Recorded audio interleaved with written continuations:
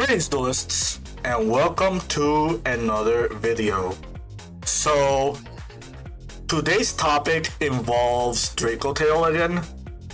As you guys already know, I have been playing this deck in Justice Hunters format, and despite me explaining some of the reasons why I chose to play Dracotail as opposed to Yummy and Canine variants, there are some things that I have yet to explain, and I think it might be helpful for you duelists just for this format and for future formats to come. So this is something very similar to a video I did in 2023 back when I was playing Vanquish Soul during the very end of Kashtira format. And the TLDR is that I chose Dracotail with the last format in mind. Whenever I pick a deck or a strategy that I want to play for the format, I actually have to evaluate the strengths and weaknesses of those archetypes before I pick just because I just like the playstyle. I really do like Dracotail's playstyle. Anything that allows me to play Shadows or Teardaments again, I will actually favor it. I do have a dozen favorite decks, but some of them are just not playable this format. And trust me when I say that I've made those past decks work. For those who don't know, my favorite deck of all time is Dragonity. And when the new Dragon Ruler support came out in Duelist Alliance Insight, I looked into those cards. I also looked into Tenpai Dragons when Tenpai's debuted back in I forgot the set name, Legacy of Destruction. And those archetypes did not help Dragonity to the level that I was comfortable with. Just because I have a favorite deck doesn't mean that deck is viable for the format. And even though those favorite decks get support, you just have to evaluate the support and see if it's actually worth it or not. I have played numerous of rogue decks in this channel, and every time I pick a rogue deck or a rogue strategy, I actually try to evaluate that deck for the format before actually showcasing it. I showcased Thunder Dragon Canine last week, 2 weeks ago, sort of, because that was a really cool experiment, and I thought that the values and the merits behind that deck just were valuable for the current format. Now, let's look at everything that was popular last format. Onomat Ryzeal was like the best deck. Malice was a very, very strong contender, like very close contender. Memento was actually like taking a lot of top spots. Like Memento was no joke. This deck actually like did a lot last format. Mermail Atlanteans were very popular as well, and this card is kind of all the culprits. Heraldic and Onomat Ryzeal were also very popular, and Arch Nemesis Protos is just like one of those cards that just kind of soloed the format with those decks. And then you have Vanquish Soul, which like squeezed in like very closely at the very end of like duet format with the European WCQ. Now let's look at Dracotail real quick. We're not gonna talk about the Vanquish Soul matchup. We already know that Vanquish Soul is not a good matchup for us, and like right now this can be discarded. We still need to figure out like really efficient ways to play against this deck. We do have a few side deck options. Just watch my deck reports if you are curious on that. Let's move on to Protos. So the thing about Dracotail is Dracotail has all different attributes, And their fusion monsters are also different attributes, which is a really big deal when you're facing against Protos, because like your opponent that has Protos just won't know what to call with Protos. If you know that you can answer the Protos like with your engine.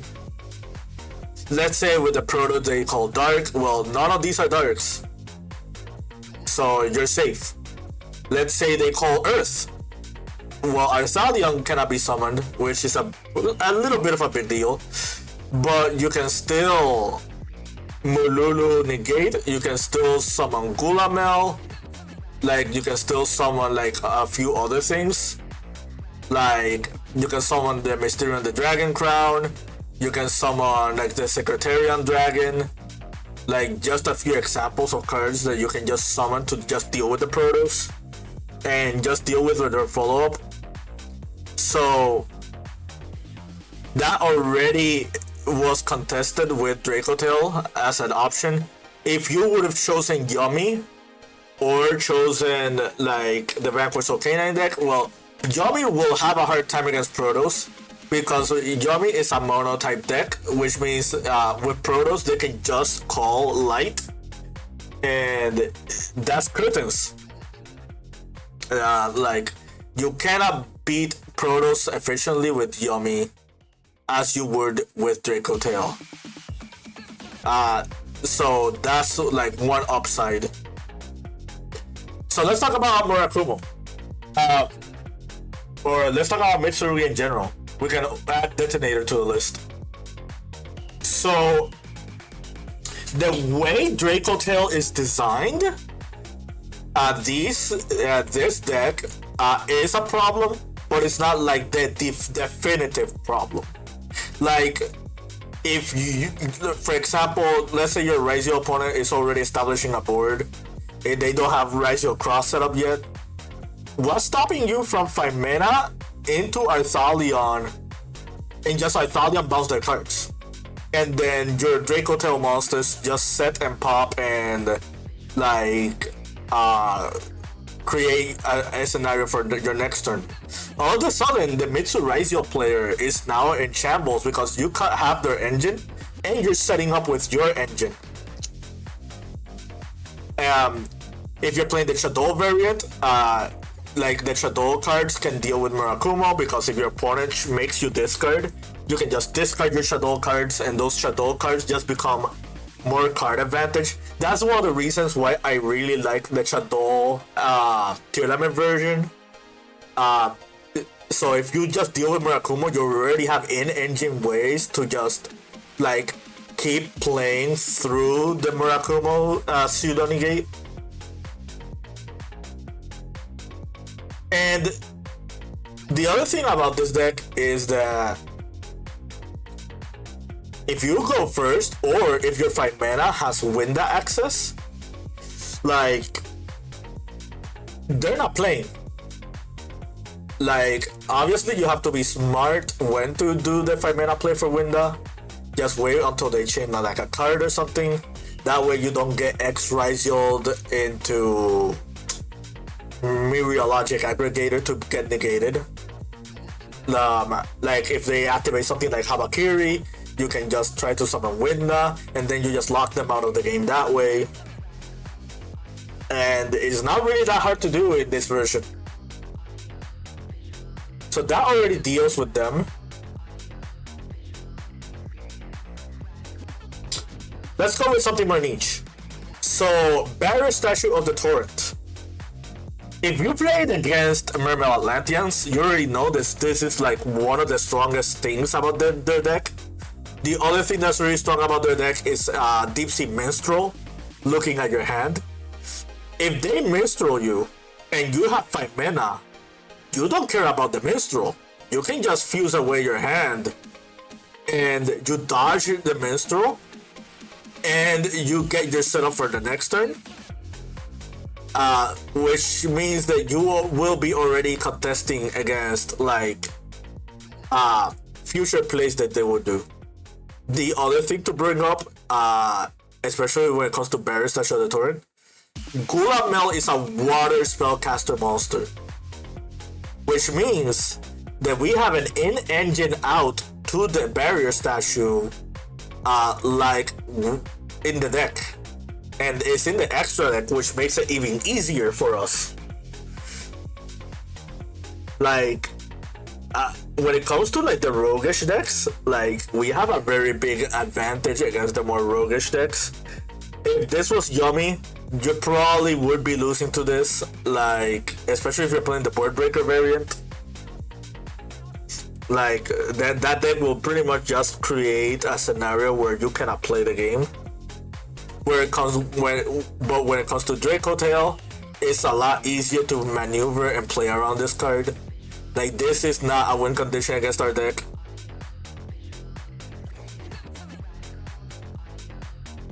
Let's talk about Memento. So Memento is another really strong deck. The thing about Memento that just stands out is they have interruptions from both spell cards and monster cards, and they also have a scenario where they create a lot of follow-up. And this card, the combined creation, is just a ridiculous card. Like, it has so much attack, and like it can actually OTK you on the spot. This deck can play a good amount of breakers, it can play a good amount of non-engine. Like, it's very tough to maneuver against the deck. When it comes to Dracotail, it's kind of awkward how you would play it against this matchup, but if you're playing Winda in your deck, that's already an advantage you have over the Memento player. 5 mana is a really good way to like interrupt or deal with their cards. The dragon portion of the Dracotail monsters are really strong against Memento because these cards don't target, and like these cards can just deal with their board real easily. Memento is not really that strong against like board breaker in engine strategies, and the Dracotail cards really help with that. Molulu being a permanent negate means that you don't have to worry about Combine Conquer. Like Pan and Orgula just popping their cards. Like, this baits the Memento fusion spell if they have it. This baits like the Bone Party if they have it set. This baits like other non-engine, because Memento is like one of those non-engine decks that can play like non-engine pseudo breakers, like Book of Eclipse, like Imperm, and stuff like that. The deck cannot play Dominus cards, which is another advantage for us. So yeah, that's it for Memento. Now let's talk about Malice. I already brought up on the last Underground video how Malice does struggle against Dracotail. But for those who have not watched that video, or they're just watching this for the explanation behind Dracotails, Dracotails have a really favorable matchup against Malice post side deck. Because the silver bullet cards that can beat Malice, we can recycle them with Ryzeal. Not only that, but turn 0 5 mana into Ryzeal, just bouncing a couple of their link monsters, that actually does come up. Like, let's say for example your opponent is trying to set up like with Firewall, or they're trying to set up with like Cyber's Wicked, or like they have like White Binder and like Hearts of Crypto already on the board. You can find mana into Ryzeal, and Ryzeal just bounce the Cryptor, bounce the Binder, they're back into the extra deck, which is where you want them to be. Because if they're in the extra deck and not in the graveyard or banished, that means it cannot be interacted with GWC, it cannot be interacted with MTPO7, it cannot be interacted with Marsh Hare. That's just already really strong.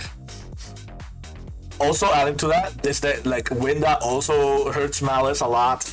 Like, that's like one of the things that you have to consider.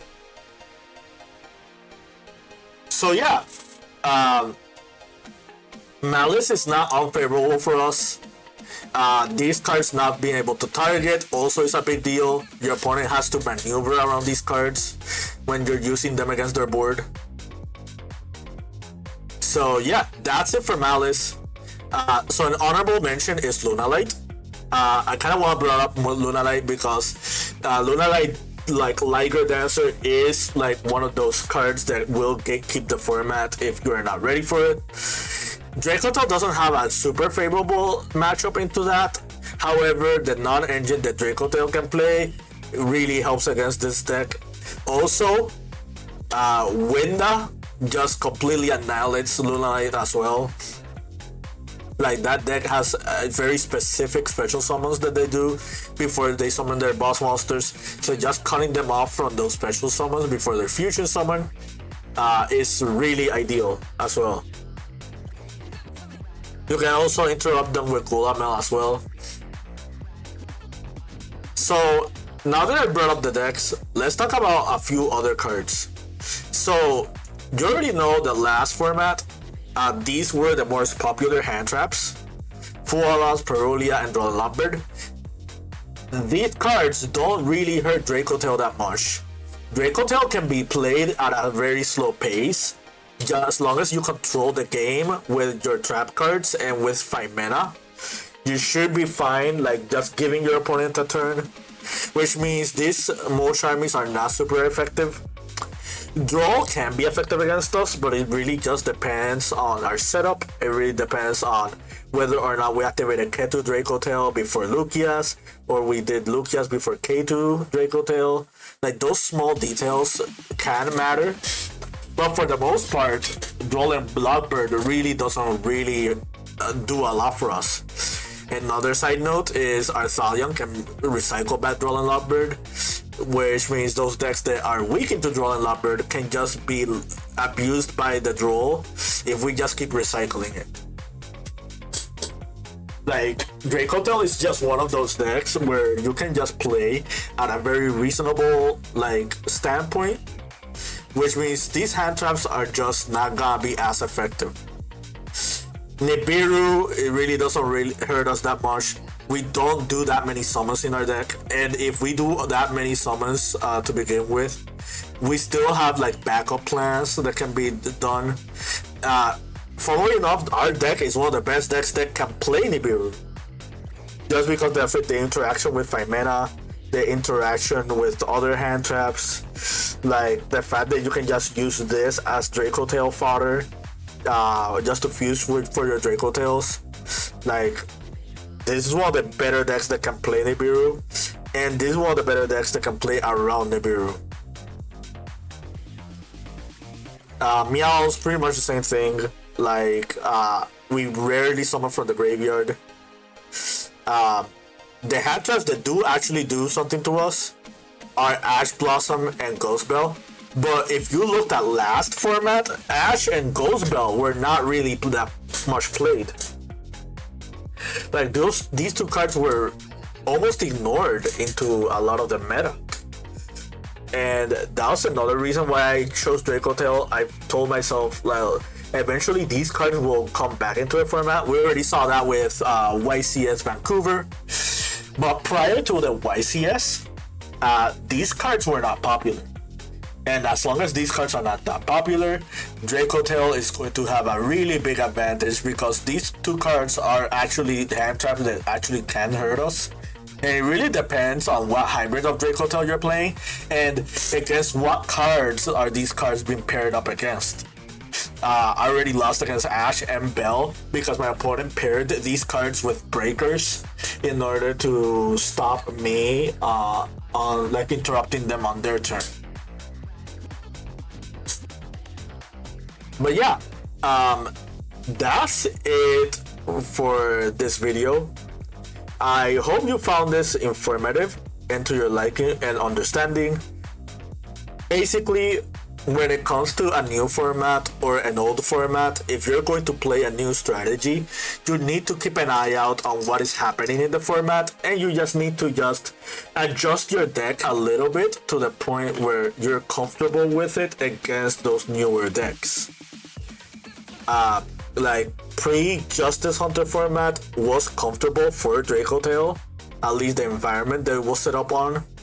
But post Justice Hunters format is a little bit more trickier, because we do have bad matchups. We do have cards that are being played against us. But yeah, you'll probably see me do something like this again for Doom of Dimensions when the set is released, or after the Forbidden Limited list gets announced, like for the TCG. But until then, I keep practicing and keep dueling.